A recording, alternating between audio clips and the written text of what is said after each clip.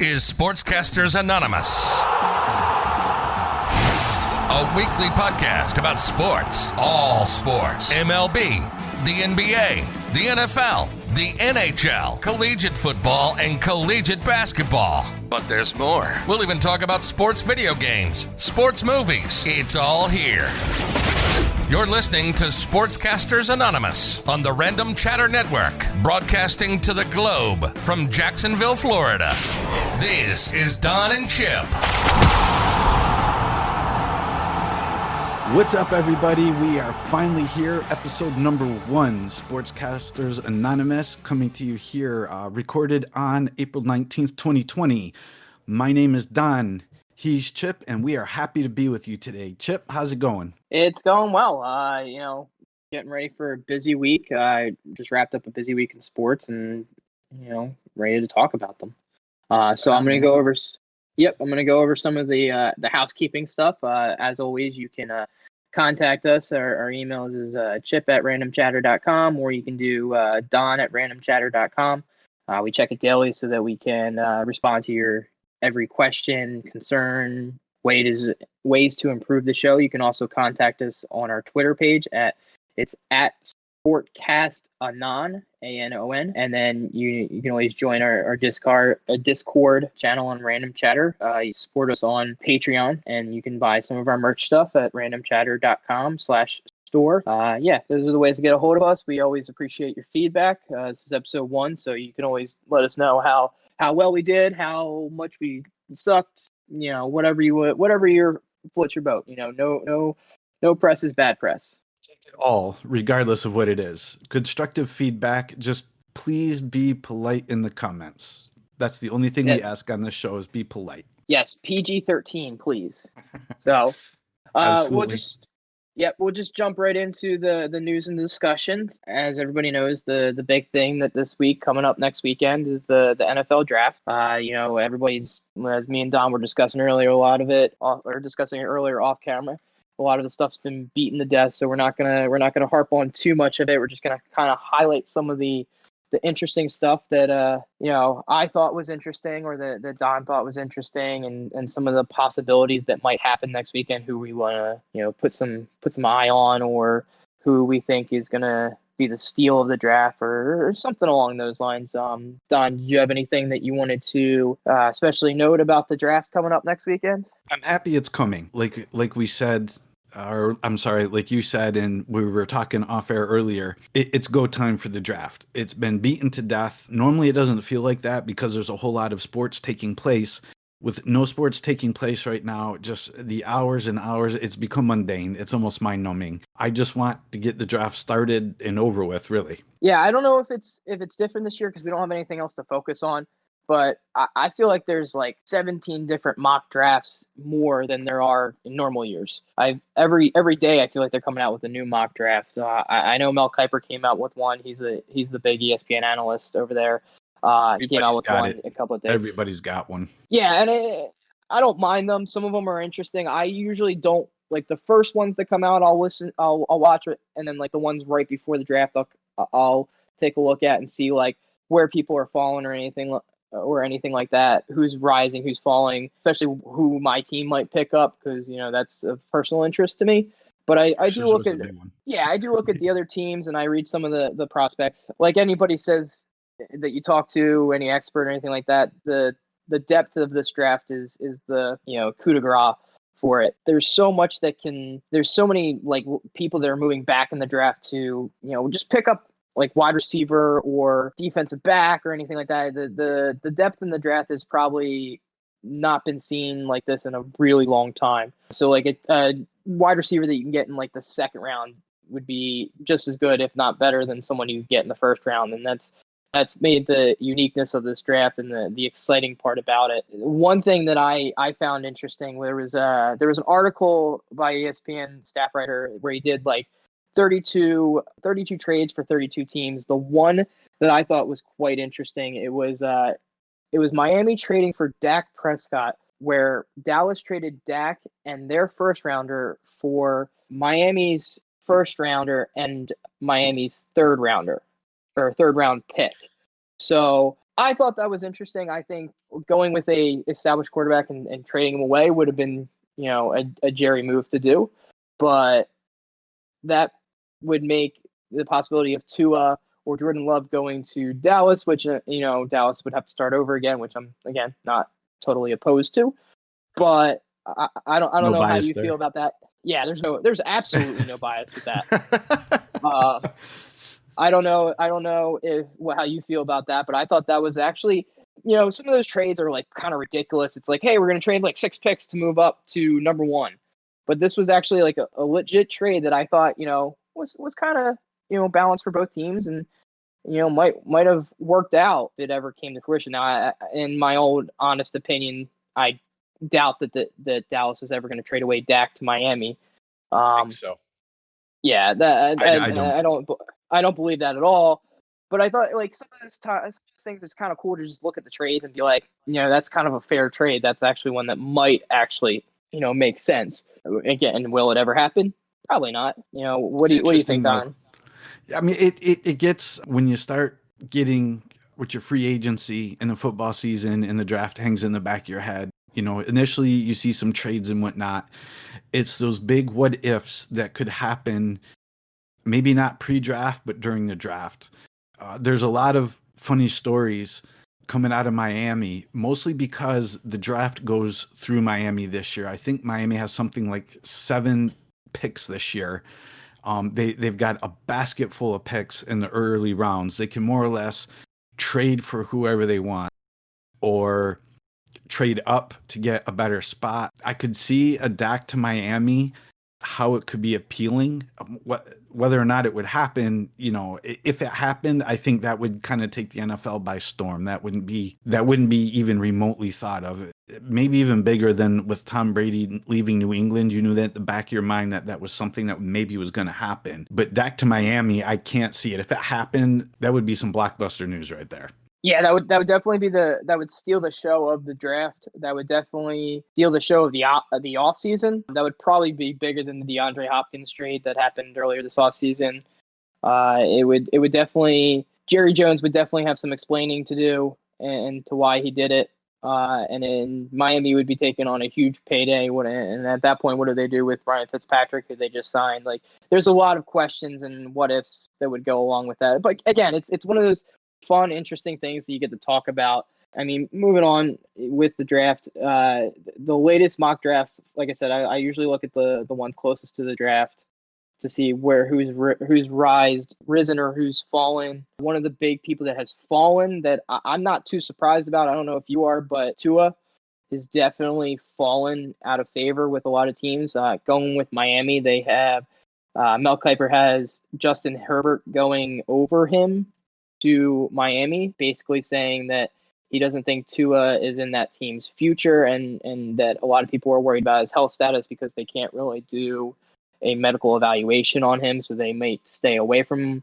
So Tua seems to be falling on a lot of people's lists now. And Mel's, to his credit, in his mock draft, he falls from Miami at 5 to Los Angeles at 6. But that could be an Aaron Rodgers scenario right there, where Tua falls into the teens or even the 20s. Later rounds.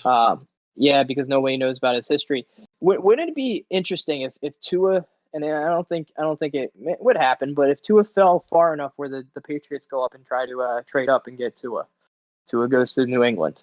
What would you think about that? I mean, I could definitely see it happening. Tua had a big following in college. He was a great player when he's healthy, and the health has become a bigger problem going forward for him, especially since they can't do physicals or anything like that. They're looking at tape, and a lot of teams are concerned with the injuries that he's had the last couple of years. Any franchise that's looking to rebuild now and have that quarterback of the future now, I don't think he's your guy. I do not see him being your guy. What I do see is somebody that has a couple years left, a team taking a chance on him. Like Teddy Bridgewater left New Orleans, and you've got Drew Brees there. How many years does Drew Brees have left? Would Tua be a good fit for him? I think Tua will fall to a later round for a team where their quarterback might be in their twilight years, so to speak, where it would be like, let's bring him on a rookie contract. We don't have to pay him big money. We can get him through the repetitions. We can focus year 1 and year 2 on just making sure he's and then go from there. Yeah, which again, he's fallen, but like Mel Kiper has him in at 6, and that would be a good spot for him because the Chargers have Tyrod Taylor that they can throw in as an interim and have Tua learn the game and kind of come in after as an understudy. And learn the speed of the game and also get that hip healthy. He makes a lot of sense for a few people or a few teams for that matter to draft. But I mean, if he gets past the Chargers, you're looking at the Panthers, you're looking at the Cardinals, maybe the Jaguars select him. If he falls to them. I don't think so. I think like Minshew's their guy. I really think Gardner Minshew is the guy for the Jags. That's the way they feel. I don't know if bringing in Tua, there would be the problem is in Jacksonville in our now home market here. Bringing in Tua, there's going to be that push that fans are going to want Tua out there. So now you get into a controversy as we said Minshew's our guy, and now you brought Tua. Yeah, and it brings into that effect that Jacksonville has had bad luck with quarterbacks, and they're now going to draft a quarterback that that they're almost kind of like forcing. Again. Yeah, like they're almost kind of trying to they're throwing darts at the wall and seeing what sticks because they don't know where to go. They have so many other holes that quarterback's probably the least of their worries at this point. And now, I mean, if they get a franchise quarterback, they've already pretty much said that they want Minshew to be their quarterback. There was a report that Leonard Fournette wants Cam Newton to get signed for the Jags. I don't know how real that's going to happen because, again, Jaguars are probably not going to want to pay the $8-9 million for a quarterback that they may or may not be able to play next year because of his health. And the other side of the coin is they already have a lot of dead money with the Blake Bortles and the Nick Foles and the quarterbacks that they signed these big contracts to and then had to trade away. So right. I like that Fournette hey, let's go sign Cam Newton, but I think Cam Newton's going to be one of those players that gets signed training camp in August or like a Jameis Winston. They probably won't get signed till later on in the offseason when a team looks at the quarterbacks that they have and they're like, we don't really like any of these guys right now. So let's go on a flyer with one of them. Or what team need. Yeah, I mean, with Cam Newton, it's more of we got to get him in for physical so we can see his health. I think Jameis Winston's problem is he throws just way too many interceptions. What was the stat last year that he was the only quarterback to throw for 4,000 yards and have 42 interceptions and 42 TDs or something crazy touchdown like that. To interception ratio was insane. Yeah, you can't do that. Yeah, he threw I think in a few of the games he threw as many in the first quarter. He threw more interceptions than he did completed passes, and or some weird he had weird stats like that. Or he was the only quarterback to throw for 2,000 or throw for 500 yards in a game and then throw 4 TDs and 4 interceptions, or something crazy like that, where it was just he threw way too many interceptions but then threw perfect balls for TDs. He was just so inconsistent. So let me ask you this, just to I was thinking about it. So with everything going on this year, with coronavirus and everything else, Cam Newton is out of a job for the time being. Jameis Winston's out of a job for the time being. If you are either one of them, you obviously want to play. You can play. You can play in the NFL. You have that talent. But with the amount of trades that have taken place and just the quarterback class for this year's draft is so impressive. Do you think this was they're kind of in a wrong place at the wrong time scenario? Absolutely, they're in the wrong place at the wrong time. This is probably the first year that I've seen in a really long time that there's too many quarterbacks available and not enough teams looking for quarterbacks. So there's a lot of players that are out there that are Super Bowl winning quarterbacks or really good quarterbacks that may end up get a backup role because there's not enough, like, teams are looking at the draft and there's the Joe Burrow that's probably going to Cincinnati, or there's the Miami that's looking for a quarterback. There's the Los Angeles that's looking for a quarterback.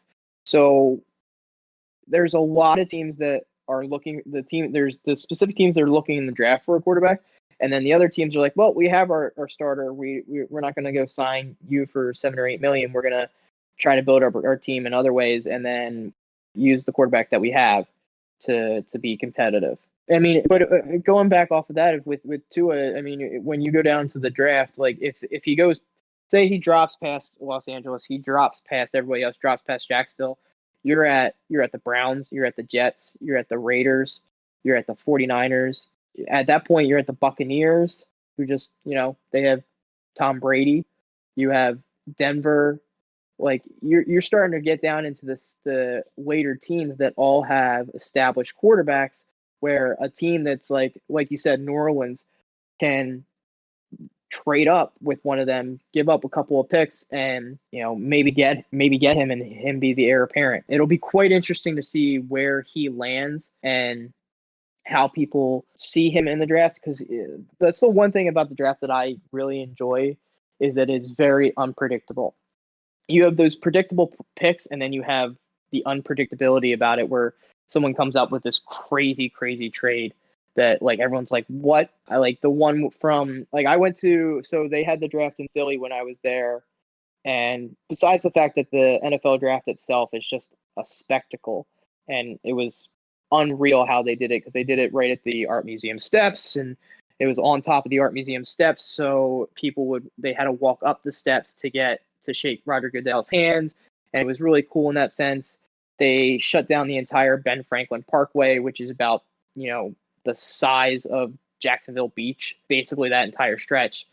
They shut that all down and had games and trophies and all the NFL draft experience. And it was, the worst part about it was you had to wait in line for food and drinks. Like, it took us like a half hour to just get one drink, which was kind of sucked, but I got to see the draft. I got to hang out there. It was definitely awesome. But back to it, the one major trade from that was when the Bears traded up for Mitch Trubisky, which was like, why would you do that? It was such a dumb trade. But there's always that kind of like unpredictability about the draft, which is what makes it so exciting. I know some of the reports that I read the last few days was that the Eagles were going to try to trade up to get CeeDee Lamb or Jerry Jeudy, that they were really pursuing those trade avenues, and that they're one of the teams that are going to be, quote unquote, picked to make this like blockbuster trade. I heard that the Falcons are trying to trade out of their pick to move back to get more picks.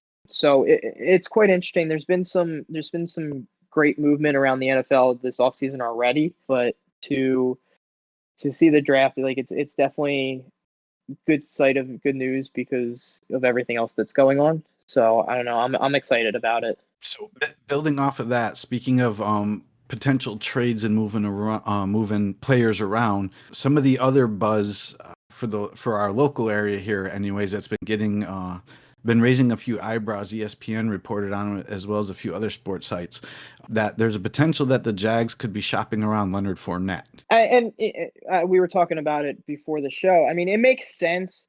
I can't believe that you would give up a running back that's like Fournette for anything, because he's a guy you can build a team around. I know it's a passing league and all that stuff, but you still need a bruiser to wear out teams and to keep them honest. Because if you think that you're gonna pass it all the time, like, they're just gonna drop back in coverage and no one's gonna stack the box. But if you can run it, it opens up your receivers just to do that much more. It makes sense. He's on the fifth year. He's on his 5th year option, so they're gonna have to pay him next year. Like I said off air before I get on the show, I think it goes one of 3 ways. They either trade him during the draft, or they wait till the midseason, try to trade him and get the maximum value when a team's either has an injured running back, or they need just that extra push to push them over to get to the Super Bowl, or next year when it comes around, they just franchise him. I can't see him leaving without them doing either franchising him or trading him away. I think those are the only two options. I don't think he just leaves in free agency and then Jacksonville just kind of like wipes their hands of it and say, we're done. I think they'll either do like a Jalen Ramsey kind of thing where they'll try to trade him in the middle of the season, or they'll just franchise him next year. Yeah, I mean, it's interesting to hear. I find that highly doubtful that, I mean, going into the draft or doing the draft for the capital, another team would probably have to spend to get him would be ridiculous at this point in time. I don't see there being, I don't see a team out there so desperate for a running back right now that they would just give the keys of the city to the Jags and go, okay, yeah, we'll take them. And what do you want? Yeah, I mean, it's definitely not going to be like a first rounder for him. I mean, the asking price has got at least, it'll probably start about a second rounder, just because he is on a 5th-year option. You may or may not sign him next year, depending on when they do it. Like, they're going to get the highest value for him in the middle of the season. That's absolutely when they're going to get the highest value. That's like the Rams when they trade away the keys to the kingdom for Jalen Ramsey. Like, they traded away so much to get Jalen Ramsey, and it was a midseason trade because the Rams thought, oh, we get this defense back, it's going to push us over the top, and we'll be that much better of a team. And it really didn't work out for them. And now they're sacrificing it, and they're hoping that they can sign him next year, but they're going to have to pay him a boatload of money to do it. I don't know. I don't see. I can see it. I can see it either way. I can see him, getting traded away. But I don't think the compensation for it's not going to be what the Jaguars are going to want. There's going to be a lot of teams that are be like, we'll give you like a 3rd rounder this year and maybe a 4th rounder next year. And Jacksonville's going to be like, no, we want like a 1st and a 3rd or something like that. And it's just not, right. They're going to be way off, and they're going to eventually, in my opinion, probably go down to like maybe a 2nd rounder this year, or a 2nd round pick and a 4th round pick or something along those lines. Maybe a player swap in there, but I don't think they're going to get nearly the compensation that they're going to want. So moving on from that, a little bit on draft related news. I think we kind of beat the draft. Like I said, you can always check out ESPN and all that kind of stuff, and you can ESPN, Fox Sports, CBS Sports, all of them. There's a lot of coverage on the draft. If you're looking to totally eat up the draft as much as you want, we're not going to be the guys to do it for you. I think we've got it covered for this episode in any case. Now, moving on from that. Oh, go ahead. Next, the only thing I'll say is, like, next week we'll probably cover the draft and more of the highlights of what actually happened, like next week's episode, because that's going to be the major thing that's going to be on everybody's mind is the draft. So we'll definitely recap that and kind of go over the blockbuster stuff that happened. The last thing that I would say about the draft is keep an eye out for the receivers. There might be an unprecedented amount of receivers that go into the 1st and 2nd rounds, all the way up to the 3rd rounds. Like, there's going to be so many. That's going to be the talking point of the entire week and weekend is how many wide receivers are going to different teams and their strengths and all that kind of stuff. So if there's one thing to watch out for, it's see where those receivers go, because that's definitely gonna be the talking point for the next week or so. But like I said, moving on, one of the things that was interesting this offseason with the NFL is they've gone over a little bit of a makeover with some of these teams. Certain teams have changed their uniforms. So I guess the NFL allowed teams to revamp or redo the logos and colors of their teams. So there's a lot of teams, like, for example, there's 7 teams that are changing their uniforms, or they're changing the logos. The 2 ones that are doing logo and uniform changes, there's 3 teams that are doing logo and uniform changes. It's the Colts, the Rams, and the Chargers. The ones that are just changing their uniforms is the Falcons, the Browns, the Patriots, and the Buccaneers. I can honestly say they've unveiled most of these. I think I saw the Rams one. I think that's just utterly ugly, and it's stupid. I don't know if you've seen that one or not, but I've seen it. It doesn't inspire anything in me. I like the Chargers' new logo. They have like the Chargers, and they have like little lightning bolts around it. I thought that was pretty cool. I don't think the Colts have come out with theirs. If they have, I haven't seen it. I didn't notice much, I'll be honest. The Atlanta uniform, I noticed a little bit of change for. I didn't notice much with the Browns. I don't think they've unveiled the Patriots yet. And then the Buccaneers, there were some minor tweaks with theirs. Minor tweaks But like with the color or the design of it. Nothing drastic for those teams. yeah, nothing like over the top. The really the ones that were over the top were like the Chargers and the Rams, where they just completely changed their logos and uniforms. The uniforms are just color schemes and like adding a little bit of quote unquote flavor to the uniforms. Yeah, I mean, I wasn't anything inspiring. I think it's newsworthy. It's kind of like, hey, this is kind of cool that they're doing this. I know a lot of Browns fans are happy because they're bringing back their old jerseys to back when they were like the Super Bowl team or something like that. Again, I didn't notice much of a difference, and I could be wrong. It's just I'll be honest, I haven't checked out the Browns in probably a decade. So The rules with the NFL, I think anytime you do a uniform change, you have to wait at least 5 years before you can make any sort of change to the uniform whatsoever. So for some of the teams, it's kind of a refresh, and I guess I wouldn't say it's not major news to those teams. For some of those fans, it's major news.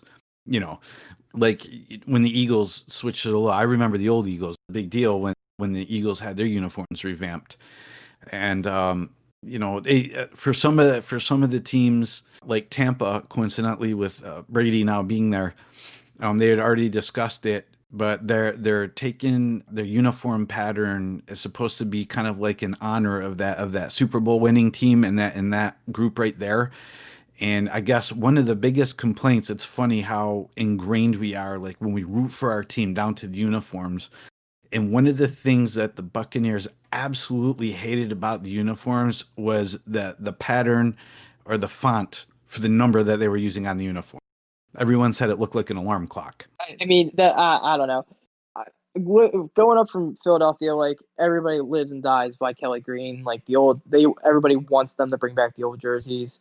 I mean, we like the new jerseys, but you talk to anybody up there, and it's Kelly Green or die. Like that's like old school, like Eagles. Like that brings us back to a different time, and a lot of older generation people will swear that the Kelly Green uniforms are so much better than the newer uniforms. I'm of the opinion that I like the newer uniforms better. I might get some flack for that, but yeah, I don't know. I like the new logo a lot better than I like the old logo. That's just a personal preference. So I don't know. I did see something quite interesting though. I think you might enjoy this a little bit more than I do, but the Patriots they came out with a sports betting stat that Vegas has them predicted to be the over under is 8.5 for games that they're going to win this year. 8.5. So 8.5 is what I saw earlier today. Is what they have Vegas that has the Patriots at. Which How for big you, the smile is on my face. yes. I saw that and I thought of you, and I was like, Don's gonna love this because finally he can win the division and not have to worry about Tom Brady ruining the Bills. So. Yes, thank you so much for that. I appreciate it. Speaking, going back on the matter we were just speaking about there, talking about jerseys and merch in general, and it does kind of tie in with Brady, but for the first time in 3 years, I believe, Tom Brady has been passed by somebody in top merch sales of the NFL. Chip, who's the new top guy? I mean, you can take it away. I mean, it's Patrick Mahomes. I not any big surprise. I mean, Patrick Mahomes is probably one of the most popular football players since I guess Tom Brady back in the heyday when they kept winning. But he's a polarizing figure, and especially since he just won the Super Bowl, position that's of a position that you're the head of the team, you're the face of the franchise. So it makes sense that he would be the one that would surpass Brady for top merch seller. I don't know. I Not really surprised. I'm not overly shocked about it. It's not something that to me is like, yeah, I would not have expected that. But what I was more shocked about that is that Brady has held the title for so long. Because I know it's Tom Brady, and New England fans are insane about Tom Brady, but it's Tom Brady. It's like he's been there for so long. It's like, all right, we know he's one of the greatest of all time, but I can't I don't know. I see more of like merch sellers, people like buy Mahomes jerseys because they didn't have Mahomes jerseys, or they buy Joe Burrow jerseys because they didn't have Joe Burrow jerseys. Like I don't see it as they consistently buy it year after year after year. So it was the news that really shocked me about that was the fact that, Tom Brady was still one of the top merch sellers. So yeah, I don't know. I think Patrick Mahomes is a great quarterback, but that's the part of the story that mind boggled me. I don't know how you feel about it, but I think he's earned the right to be the top guy. That's how oh yeah, I feel don't get me wrong. Yeah, don't get me wrong. I absolutely think he should be the top guy. Don't get me wrong. That's not what I meant by it. It did surprise. Like, I almost expected him to be the top merch seller because of all of his accolades and how popular he is. One of the more popular quarterbacks out there. He's one of the more outspoken quarterbacks. Like I don't want to say outspoken like he does crazy things, but more of outspoken, like silently outspoken. Like he's like you see him on the sideline. He's always having fun. You see him in press conferences. He's always joking around. He's always having fun. He's very lighthearted, and he's a good guy who keeps his nose clean. And he's in the press for good reasons and not bad reasons. And he's a popular guy because of his talent and because of the way he acts with his teammates and the way he is a leader. You don't see that much star players, and it's good to see that. So let's another headline we wanted to use here to wrap up our NFL coverage at this point. And you almost had a heart attack for about 10 seconds, and it was about Jason Kelce retiring, and then found out it was from arm wrestling. Yeah. So there was I brought this up to you when it happened. We were talking. Jason Kelce put up a post because every year, he gets asked like, "What's your future? Are you retiring? Are you coming back for another season?" And he's under contract. I think it's for one more season. Might be two, but he's under contract for this next year, and he always like waits till like the last moment to tell people. And I guess he's getting a lot of flack. He's getting a lot of flack from media. Kept asking him, kept texting him like, "Hey, are you coming back?"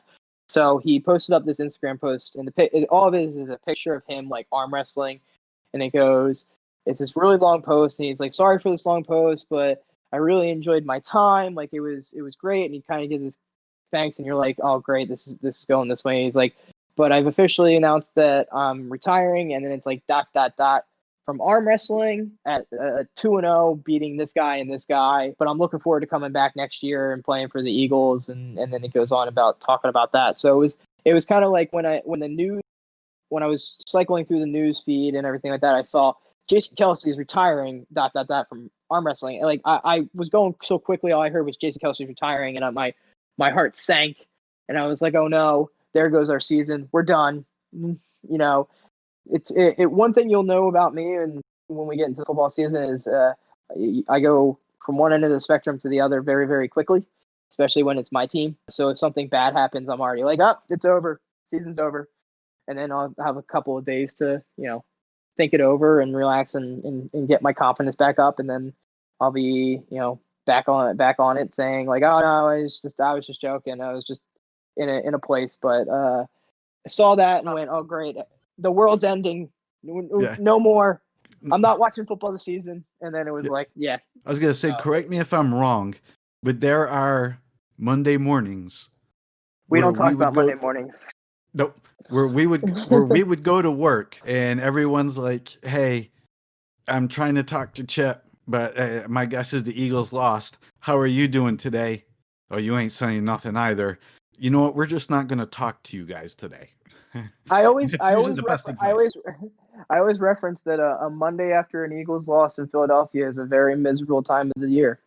So I think the funniest is when I walked in after I went to the Miami Eagles game and they lost, and I walked in that Monday and one of our coworkers who's a Miami fan, he's not like overly into sports like we are, but he like right. roots for his team, and it's Miami, so you can root for him as much as you can root for him. And I go in there and he looks at me and he's like, he comes up to me all nice. He's like, how are you? I'm like, I don't want to talk to you right now. And I was just like, he's like, oh, I understand, and walked away. I felt so bad for the rest of the day because he's such a nice kid, and I was just like, I was so upset that we just lost to Miami, and I had gone to the game, and I was so tired because I went to bed Sunday night and woke up early Monday morning to drive to work to work an 8-hour day, and it's a 5-hour. If nobody knows, the drive from Miami to Jacksonville is about 5 hours. So I was already in a 5-hour drive where I had to listen to sports radio, and I was listening to music because I couldn't listen to it anymore because it just made me more upset as I'm driving with the fact that they had lost this game. So it was I felt bad. I apologized to him later, and he understood. And it wasn't like I was mean or anything like that. I was like, I don't want to talk to you right now. No, not right now. It's like a fresh wound. It was too fresh.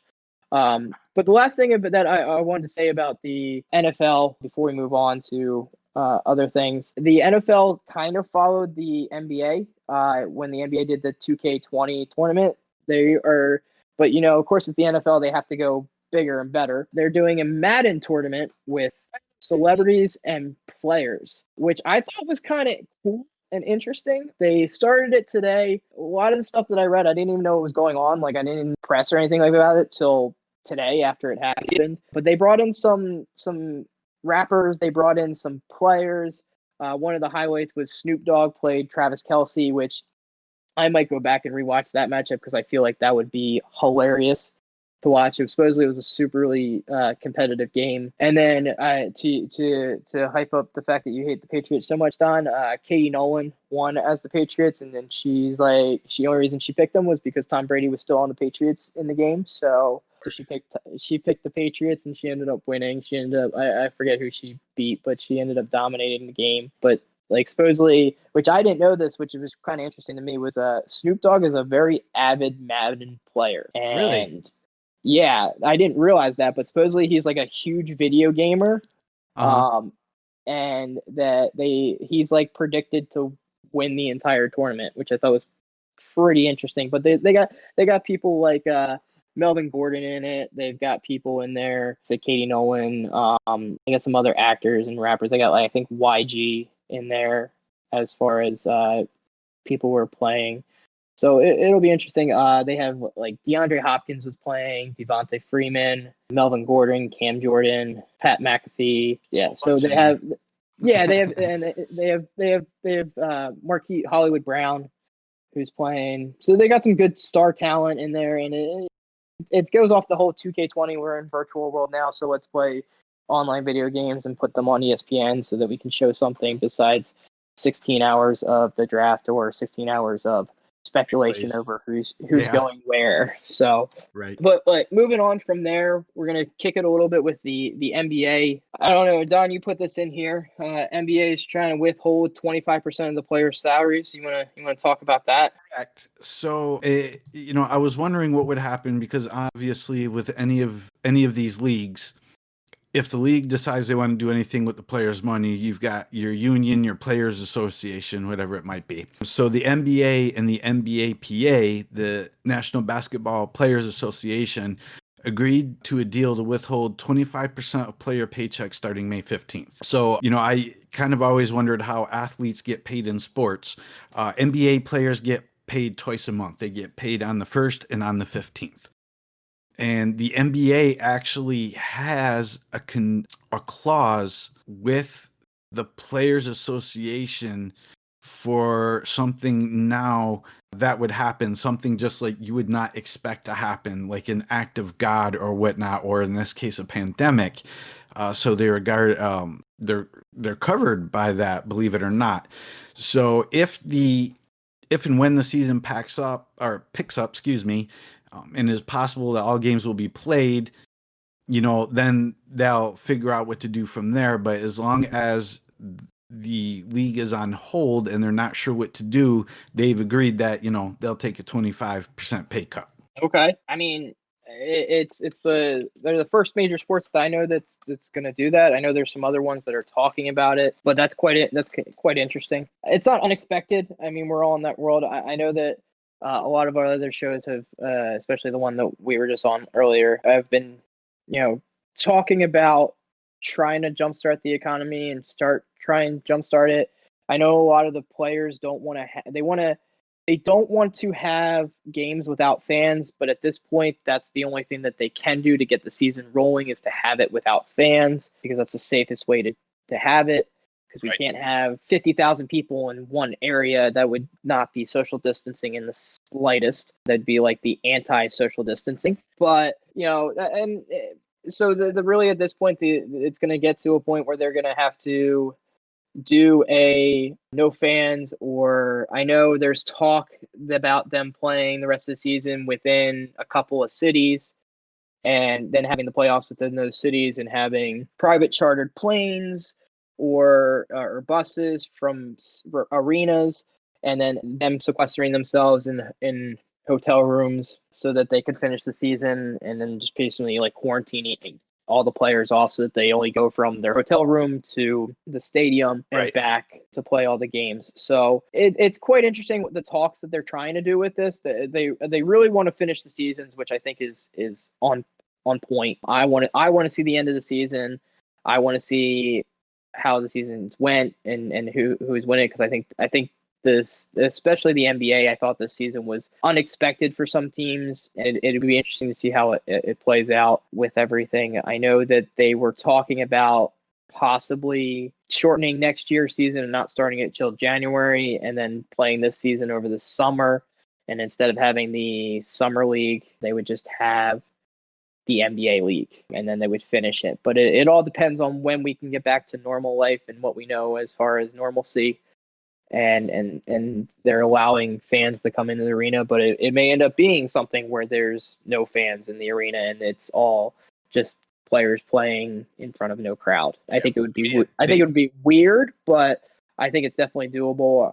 I'm not totally opposed to that, because I don't go to many of the games. I know for people that have season tickets, it kind of sucks, but I think to see the end of the season and see our teams play, and one thing that with sports, and it's one thing that we're going to try to do, and I know we keep saying it, but we like to entertain.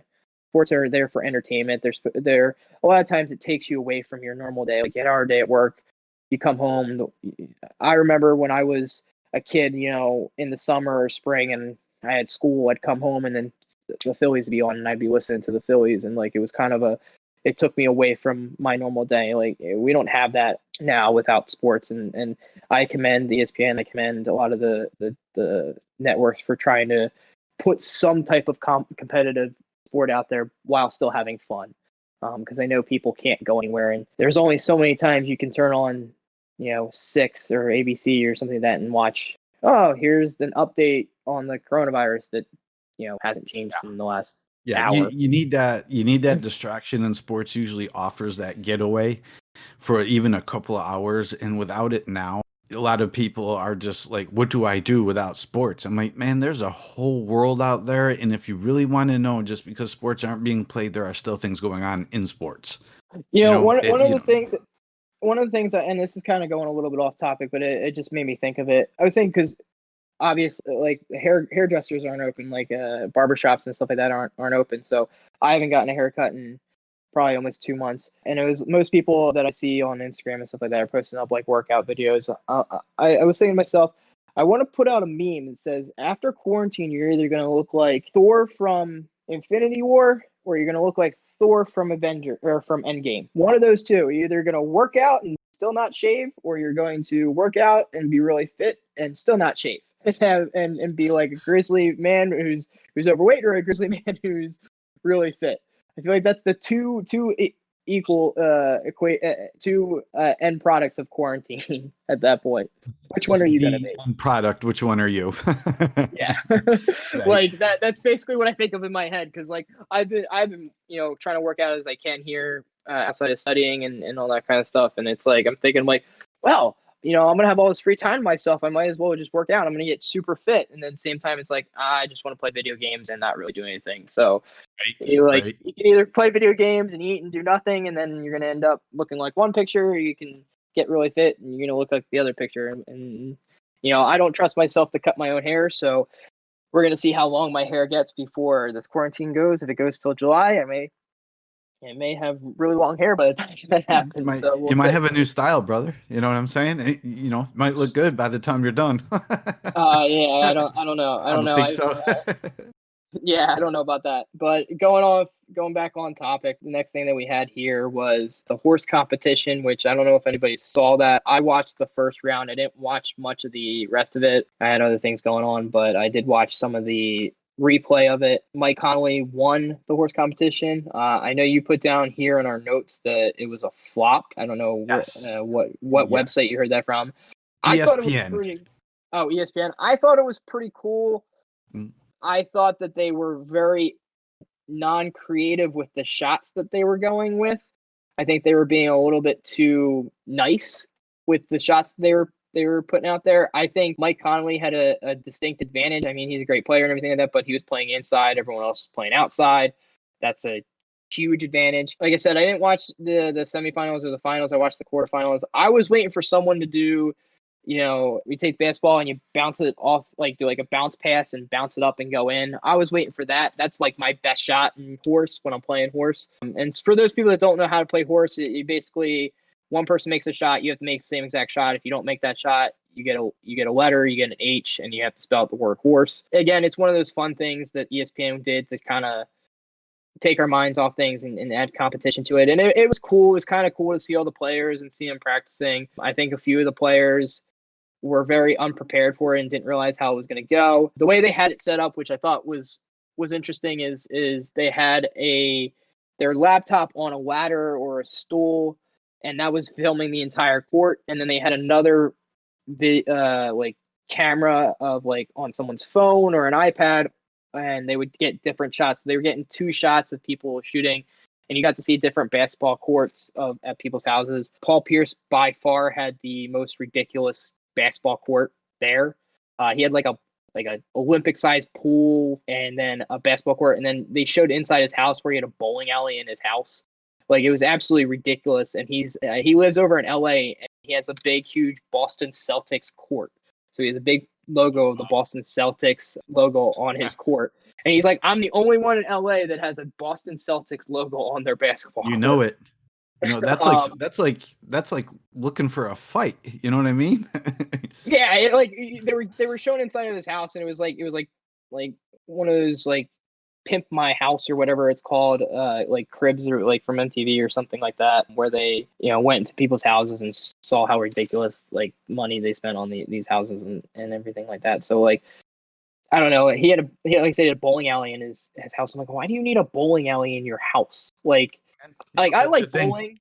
Don't get me wrong. Like, I love bowling. Like, I'll do that all the time. But I don't think that's something I would do on the regular. Like, if I had it at my house, like that's just more saying like, hey, I have a bowling alley. So you're saying it just to have it. I have it just to have it. Yeah. Like, yeah. I mean, if that's why he has it, just to have it, awesome, more power to him. But it's like, right. Other than that, like, there's no reason for you to. It's like in the movie Zombieland where they have like the movie theater. Like, Bill Murray has the movie theater in his house. Like, it's like you have a movie theater in your house just to have a movie theater, and the only movie you have there is Ghostbusters. So like it's a great movie and all, but like, I don't know. I like going to a theater and watching it. I don't know. There's something about just going to a theater. I don't know if I would want one in my house. It's the experience. Yeah. But it's like that kind of stuff is just ridiculous. Like, you don't. Right. That's not necessary. You don't need that in the house. I don't know if you want to elaborate more on the fact that they deemed it a flop. I didn't read that, so I don't know. I think that was pretty cool. I guess what it was that there were high hopes, because you're like, I get some sort of NBA, but I guess overall just the viewership and the way that it was organized, I guess, or telecast, it just overall the general reaction from the public was like, yeah, thanks for giving it to us, but I think because originally, if I remember correctly, originally when I saw some of the reports where it was like supposed to be like Steph Curry and LeBron and like these big names, and then they came out with, not to say, and I started that off wrong, but not to say that like Trae Young and Zach LaVine aren't big names, but let's be honest, they're not LeBron James and Steph Curry, big names.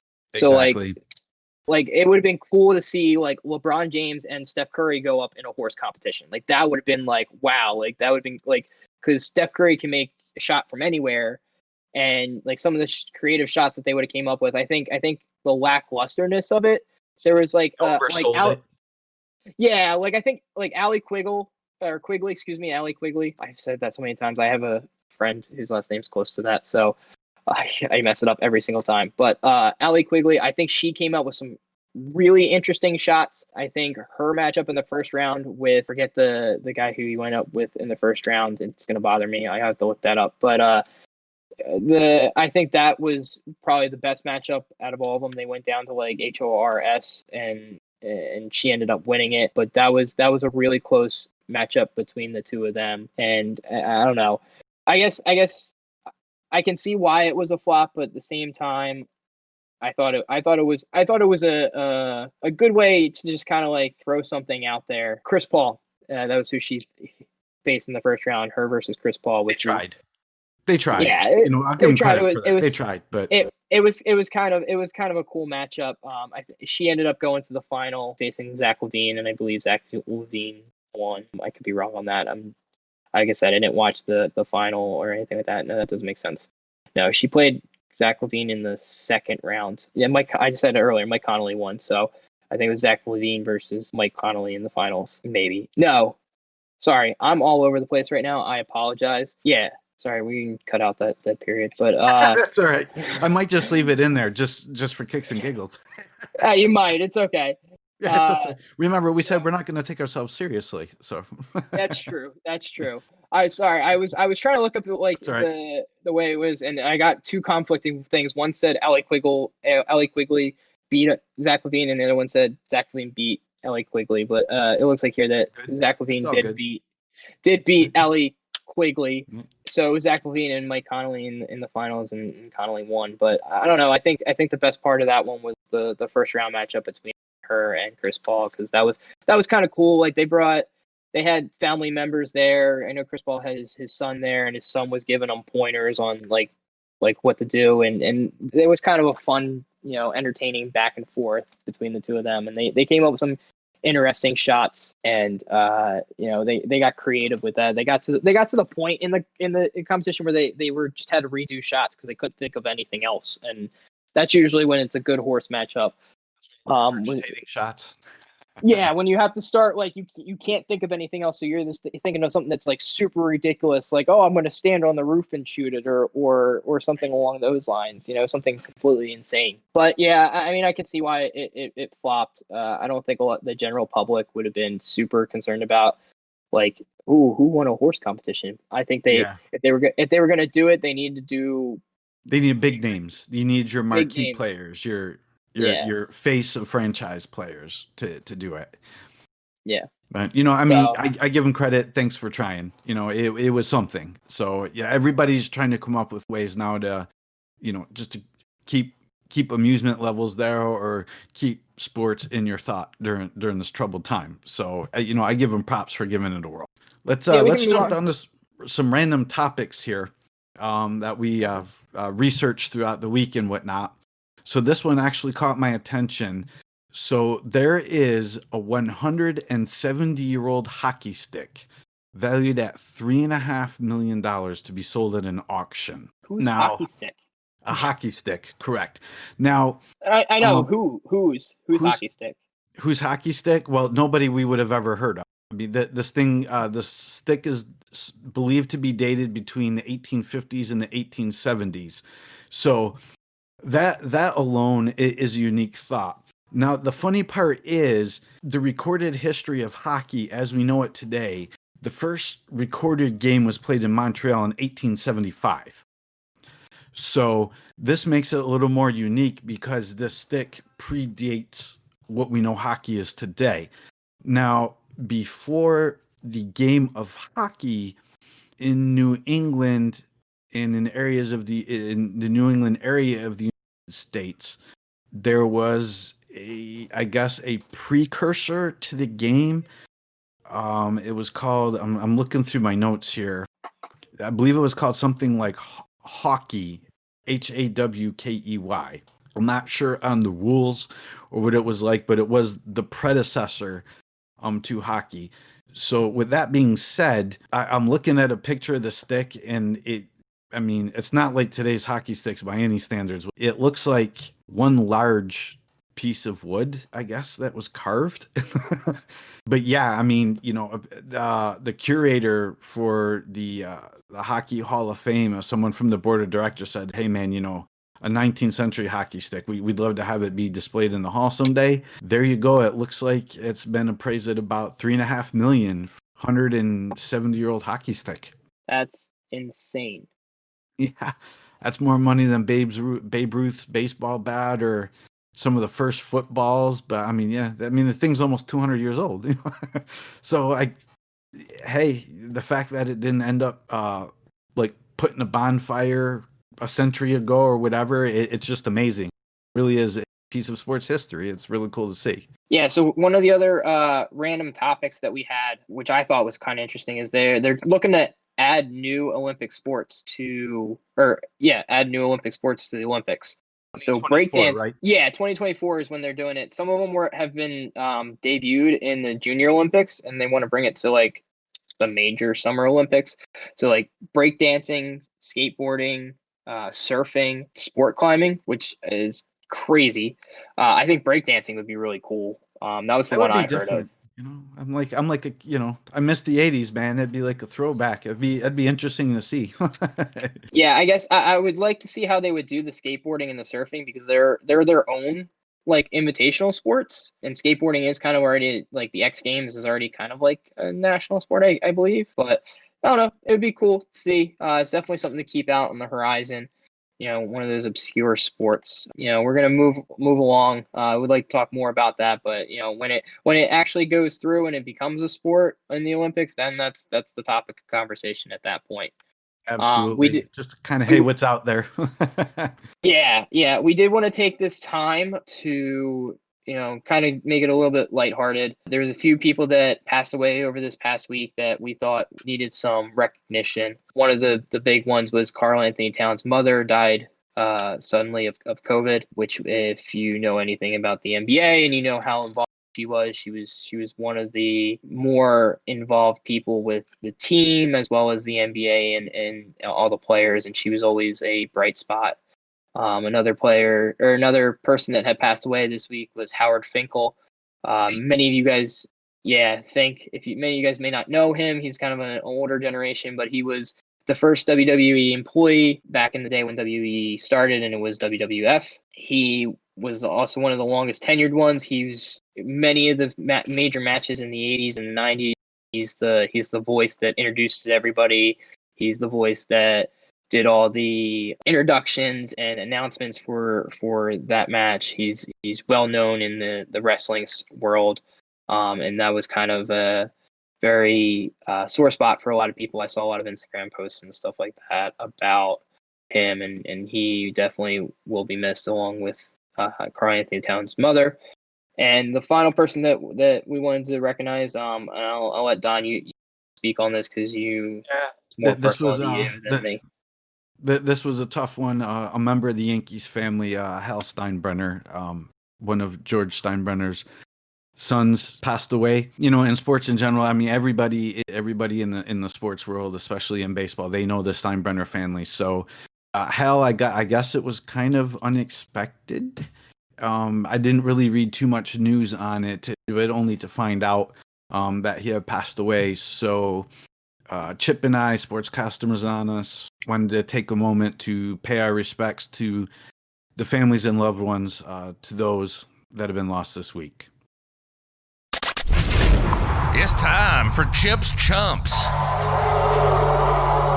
Bad plays, bad players, awful calls, poor sportsmanship. The worst of the week with Chip's Chumps. All right, so this is the segment of the show that we get a little bit silly, a little bit crazy. So we're going to start out with number 5 on the list of Chip Chums. Like I said on the intro, I would like you guys to give me your feedback. Tell me what you liked, what you didn't like, if you agreed, if you didn't agree, if you thought another name should have been on there. And, we can talk about it, and I will take your feedback, and next week maybe make some changes. But at this point, my number 5 on the list is the Michigan College Basketball Program. If you haven't heard, they took a big hit this week, or this past few weeks, where they had 2 of their main recruits decommit. I believe the one went to Arizona State. The other one decided to forego college and go to the G League for their pro development program. If you follow college basketball at all, they were one of the top teams in the ESPN recruiting class, and this is a huge hit to their college basketball program. It's going to hurt them next year when they're competing. So yeah, that sucks for you, Michigan college basketball. Moving on, number 4 is Joe Kelly. He's a Los Angeles Dodgers pitcher. If you haven't seen the Instagram video, I highly suggest you do. It is absolutely hilarious. He's in his backyard. He's got a big ball catching net in front of him. He's trying to work on his changeup, and he's a picture from behind, like as if you're standing where the umpire would stand. And all of a sudden, he throws it. It goes past the ball net, through the window of their bedroom, and breaks their window. And all you see is his backside, and you could just see that he's stunned. And his wife is behind him, and it's almost like, I don't want to turn around right now because wife's going to yell at me. So he basically, and the tagline for it is, it's just a bit outside. So yeah, a little bit outside that you broke a window. The next part of the video is it goes inside and he shattered the window completely. So, even during quarantine, they're having control issues over at the Kelly house. So yeah, that sucks for you, Joe Kelly. Moving on, we have Mike Leach. If you don't know who this is, it's a little bit of an older story. But basically, he put up on Twitter that trying to be like a jokester with it, and it just was not a joke at all. He put a picture basically of a woman who was knitting a noose, and it was basically like to the idea of, my wife's been with me for 8 hours, and this is what's come up out of it. And it was kind of like, haha, like quarantine kind of thing, but it really wasn't like that way at all. Like, you can't put that stuff. That's just not right. Like, absolutely ridiculous. He's gotten a lot of flack for it, rightfully so. And he's number 3 on my list. And he's actually gotten some players in trouble who have responded to his post. So he's had to come out with apologies, and it's hitting all new times of low. And he's the coach for the one of the Mississippi State best football teams. So it's not a good look for them over there. So that sucks for you, Mike Leach. Moving on, we've got to put in there, I try not to be too biased with this, but I am a Philly fan. So Dak Prescott gets my number 2. As everyone knows, we're in COVID and we're in quarantine, and Dak Prescott felt it necessary to throw a party during quarantine. And I am using throw a party under air quotes because he denies that he threw a party, but decided to invite Ezekiel Elliott and Ezekiel Elliott's friends and his friends, and said that there was less than 10 people there. Yeah, I don't believe that for a second. Police came and told them that they needed to break it up. By the time the police got there, they had conveniently all left, and it was just 10 people there, or less than 10 people, and it was just a private dinner. Yeah, I don't believe that. Come on, you got to be smarter than that. You can't have an entire party during quarantine. That is the absolute opposite of social distancing. So yeah, that sucks for you, Dak Prescott. And my number 1 for this week, top 1 for Chips Chumps, takes the cake, is Kyle Larson. If you haven't heard this story, he is an absolute idiot. He was during a mic check, and he used the N-word during the mic check, and you just can't do that. That's just dumb on every sense of the word, of the level. We don't use that terminology. That is not cool. That I can't stress it anymore. That's not how you talk. And the way things work in this world, you can't say that at all. So yeah, Kyle Larson, you take the cake this week. So that sucks for you, Kyle Larson. So Chips Chumps. So Yep. Chip, when you started putting the list together, I don't want to say it's your list, but we discussed the list. Since you came out with that list, it was bad enough that Kyle Larson, who is a stock car driver, said something that stupid. But what we didn't realize how bad it was going to be, Kyle Larson got fired from his team. He no longer has a car to race. Yeah, because backlash and all that stuff. As soon as word came out, sponsors started pulling out left and right, and in sports car racing, without sponsors, you don't have money. And just immediately shut him down for saying something that's stupid. Yeah, and it's stupid. That's the only thing you can say to it. It's unacceptable. It's stupid, and it's an unfortunate thing. And hopefully, I personally wish him the best, that he gets better because of it. And I'm always looking for people to rise out of the muck. But yeah, you just can't do that. That's unacceptable in my opinion at all costs. So he takes the case for number one on Chip's Chumps list for all the stuff that we mentioned, and he's got a lot of makeup to do to get back in the good graces of people's minds. It's the final buzzer.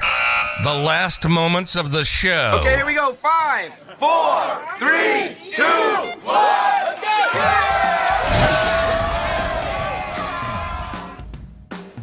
All right, everybody. As the intro there suggests, we are at the final buzzer, the last few minutes of the show. Chip and I have some kinks to work out as far as timing. We actually had a bunch of notes and a bunch of things we wanted to discuss sports related with y'all this week. But on the flip side, we don't want to drag the show out too long as well. So I promise you there are many, many other sports that we are going to discuss with you. Please tell us what you want to hear. Reach out to us on Twitter and all the social networks. With that being said, we like to take the last 5 to 10 minutes of the show, or even just a couple minutes here, to kind of plug a movie. What are our thoughts? What are your thoughts? We want to use this as a segment to get feedback from you, the community. Since we don't have any feedback to go with yet, Chip, why don't we start with what's a sports movie we're going to watch this week? So one movie that I was going through that I'm trying to convert all my DVDs over to digital, and one of my DVDs that I have in my collection is the movie Concussion. If you haven't seen it, it's about the CTE investigations for concussion in NFL and the backstory to it. I'm a sucker for movies that are based off of true stories. This hits home because it was right in the heyday when I was watching football. Didn't realize what was going on. And it does play to that. It is a great movie. It's got Will Smith in it, Alec Baldwin. Will Smith is the doctor who uncovers the CTE in football and the backlash that he gets, as well as how he fights it. And it goes through, what CTE does to these players and why concussions are such a big topic of conversation, and how it affects the brain and causes issues. And they don't get over technical with a lot of the jargon. And I won't get that technical with you because I know that it's going to go over a lot of people's heads, but they get really simple with it and they use a lot of good analogy. You can understand it very well for a person that's not of the medical mind, but it is absolutely a great movie to watch. It's definitely on one of my top sports movies. So I definitely suggest you watch that this week. Watch it. Let me know what you thought of it. If you absolutely hated it, let me know. I'm going to like movies that you're not going to like, and you're going to like movies that I like. You've been listening to Sportscasters Anonymous. Your opinion may differ, all right, but man. That doesn't mean you're right. Thanks for said, tuning in. We'll be back next week. We hope you were intrigued It's a or wrap. at least entertained. It's a You wrap. can find the podcast on wrap. all It's the a major wrap. networks. Thank Find you us on for Discord listening and to us. Patreon at Random Chatter. Hook up on the website at randomchatter.com and browse through the merchandise at randomchatter.com/store. We'll see you next time. This is Sportscasters Anonymous. Chip and myself, Signing off. We are signing off. We'll talk to y'all later. Stay safe out there. See ya.